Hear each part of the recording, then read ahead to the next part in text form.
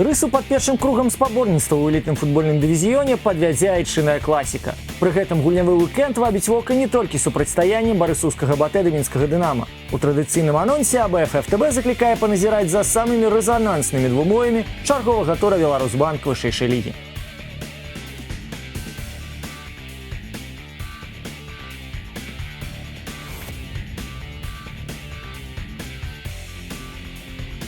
Самыя вогненныя калектывы краіны зыходзяцца ў змаганні на захадзе.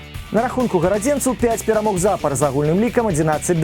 Берасці адказвае 4 вікторыямі і суадносінамі забітых і прапушчаных 15-3. Хто пераможа, той замацуецца на трэцім радку табліцы, а яшчэ нейкім чынам зменіць гістарычную крывую. Адпаведна яе, Нёман вось ужо 5 сустрэч запар саступае Дынама і мае на рахунку толькі адзін трапны стрэл. У лепшы бок змяніць гэтыя суадносіны паспрабуе Гігам Кадзімян, які цягам апошніх 8 тураў набраў 9 балаў і стаў рэкардсменам першынства сярод легіянераў па працягласці падобнай серыі. Да таго ж у складзе гарадзенцаў ёсць суперрэзервіст Максім Яблонскі, што сваім выйсцем узмацняе дзею жоўта-зялёных. У актыве Хава, які нарэшце аднавіўся пасля складанага пашкоджання, 4 выніковыя балы ў 6 гульнях. Чым будзе біць Дынама? Майстэрствам Дзеніса Лапцева, напрыклад. То адзначаецца 4 сустрэчы запар і мае 6 балаў на рахунку на гэтым адрэзку. Да таго ж Берасці мае не толькі талент, але і характар. На рахунку каманды Кавальчука ўжо 4 валявыя вікторыі. І гэта паўтарэнне клубнага рэкорду ў рамках першынства. Прапускаць ад Нёмана, канешне, белаблакітныя адвыклі, але калі такое надарыцца, напэўна, не апусцяць рукі.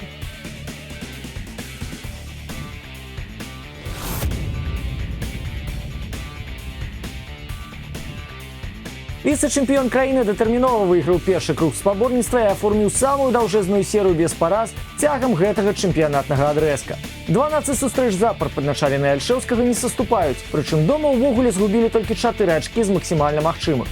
Акрамя таго, дамінатарам у надыходзячым класіка БАТЭ выглядае яшчэ і з гістарычнага пункту гледжання. 5 сезонаў запар жоўта-блакітныя не скараюцца Дынама ні ў першынстве, ні ў кубку.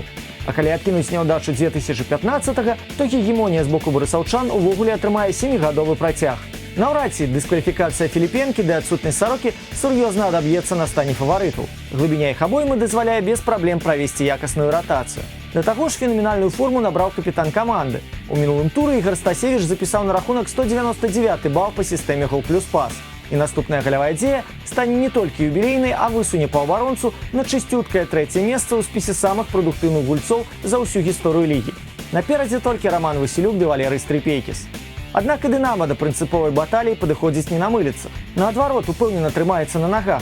180 хвілін запар падначаленыя Леаніда Кучука не прапускаюць.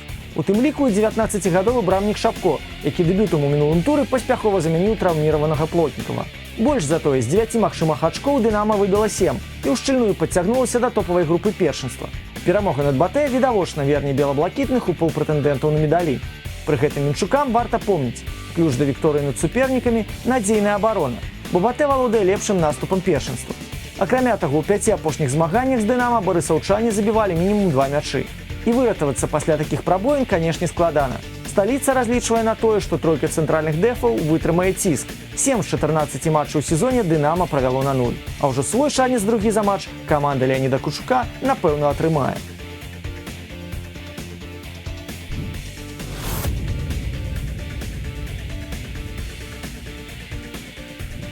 Чатыры сустрэчы запар Віцебск не можа прабіць абарону Тарпеда Белаза. І гэта відавочна пакідае поўнач без перамог.